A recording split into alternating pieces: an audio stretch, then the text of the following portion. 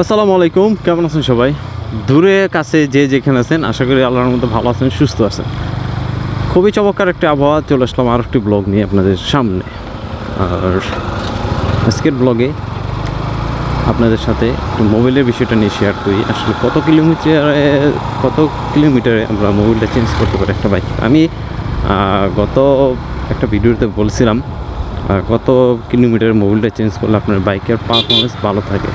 তার বিষয়ে আরও একটা জিনিস আছে, শুধু মোবাইলের ব্যাপারটা যে তা না, আমাদের দেশে যেসব গ্রেডের অকটেন আমরা পাই বর্তমান অনুযায়ী, আর যেসব বাইকগুলো আসতেছে, তো বাইক অনুযায়ী আসলে যে জিনিসটা হইতেছে, ফুয়েলটা একেবারে খারাপ আমাদের দেশে। আর রাস্তাঘাটের কথা তো বললে লাভ নেই, অল্প একটু রাস্তা খারাপ ব্যাপার না।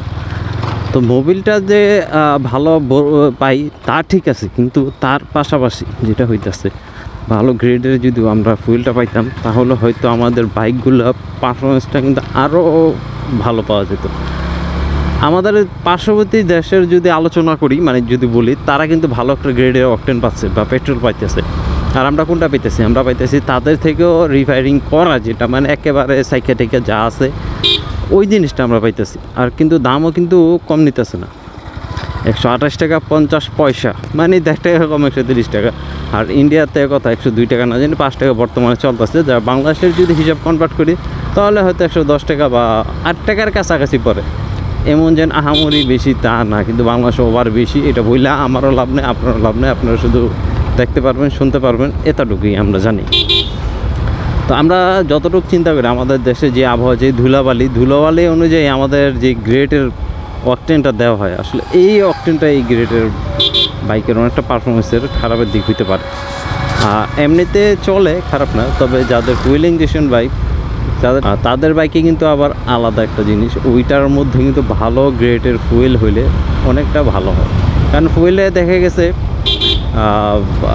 মানে একটু সেন্সরে সব কিছু কাজ করে, একটু যদি 19-20 হয় অনেকটা সমস্যা। আর আমাদের যে বাইক কার্বোনেটর, এটা হচ্ছে বাংলাদেশের জন্য আমার মনে হয় পারফেক্টলি ঠিক আছে অন্তর্গত।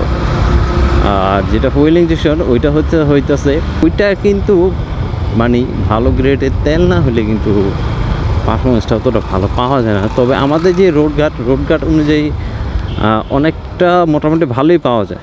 আমার মনে হয় ওই অনুযায়ী আমাদের দেশে বাইকগুলো মানে পাঠানো হয়, যতটা আমি জানি। আর যেটা আমাদের কার্বোনেটর ভার্সন সবচেয়ে বেস্ট, এই ভার্সনটা। তবে আমার জানা মতে আমাদের দেশে কার্বোনেটর ভার্সনটাই যদি আর একটু ভালো করা হয়, আমার মনে হয় অনেকটা আমরা সেফলি তেলের দিকটা পাবো। কারণ হইতেছে ধুলাবালি অনুযায়ী কার্বোনেটর ভার্সনটাই হইতেছে বেস্ট, ফুয়েল ইঞ্জেকশনটা হচ্ছে আনবেস্ট। ওটার ভিতরে সব কিছু হইতেছে সেন্সরে কাজ করে, আর কার্বোনেটরটা হইতেছে ম্যানুয়ালের মতো কাজ করে। আর ওই বাইকটা যদি আপনারা ইউজ করেন, ওইটা একটু সমস্যা হলে পুরাটাই চেঞ্জ করা লাগে কার্বোনেটরটা।